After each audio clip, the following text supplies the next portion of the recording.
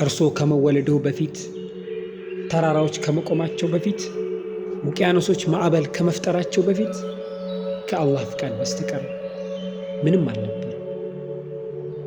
ከዚያም አላህ ማስታወቂያን አወጀ። የአጽናፍ ዓለሙን ዕጣ ፋንታ ለዘላለም የሚቀይር ማስታወቂያ። ለመላእክትም እንዲህ አላቸው፣ ኢኒ ጃዒሉን ፊል አርድ ኸሊፋ፣ እኔ በምድር ላይ ምትክን አድራጊ ነኝ። ሱረቱል በቀራ።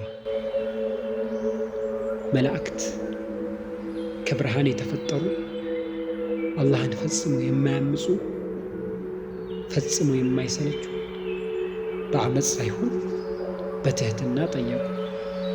ቃሉ አተጅዐሉ ፊሃ መን ዩፍሲዱ ፊሃ ወየስፊኩ ዲማአ ወነሕኑ ኑሰቢሑ ቢሐምዲከ ወኑቀድሱ ለክ፣ እኛ ከማመስገን ጋር የምናጠራህ ላንተም የምንቀድስ ስንሆን በእርሷ ላይ የሚያበላሽንና ደሞችን የሚያፈስን ታደርጋለህን? ሱረቱል በቀራ። ይህ አዲስ ፍጥረት ምን ሊሆን ይችላል በመፈሩ? ግን አላህ ሁሉን አዋቂው መለሰ፣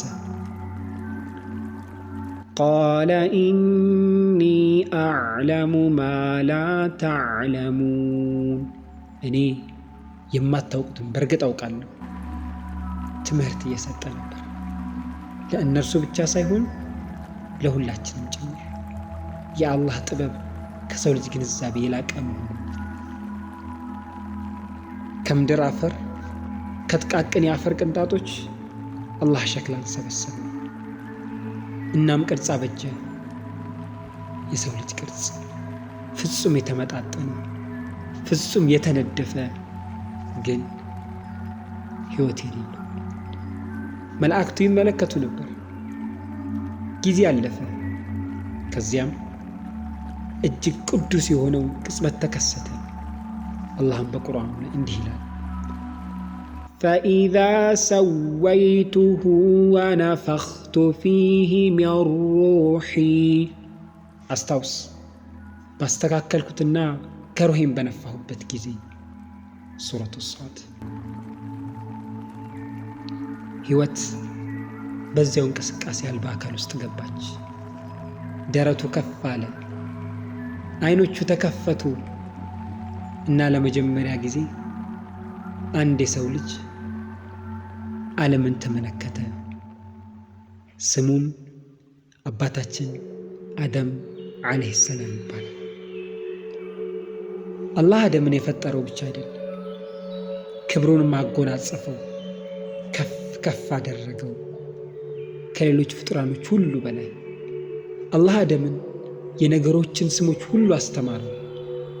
እውቀት፣ የቃላት ክምችት፣ ግንዛቤ፣ መላእክት ፈጽሞ የማያውቋቸውን ነገሮች።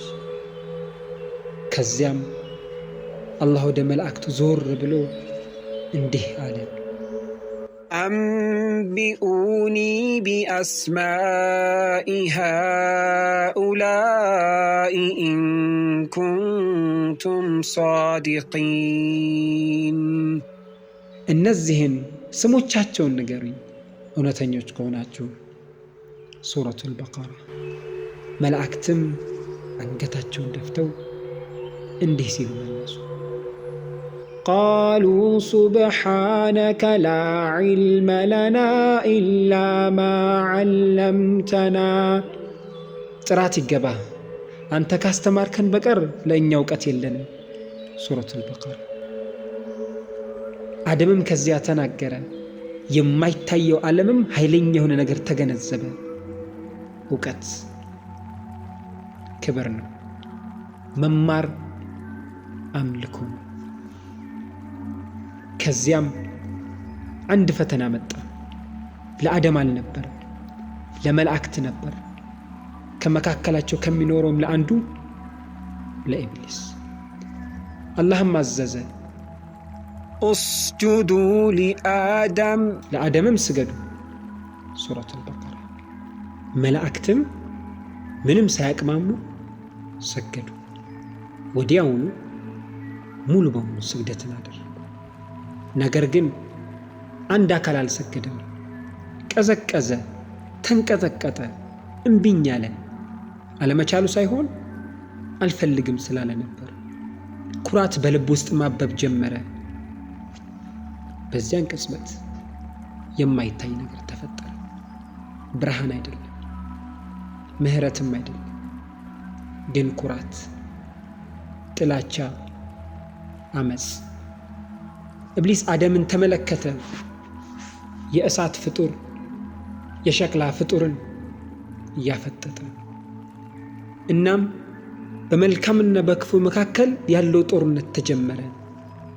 ግን ያ ታሪክ ለሚቀጥለው ክፍል ነው። በሚቀጥለው ክፍል ትሰማላችሁ።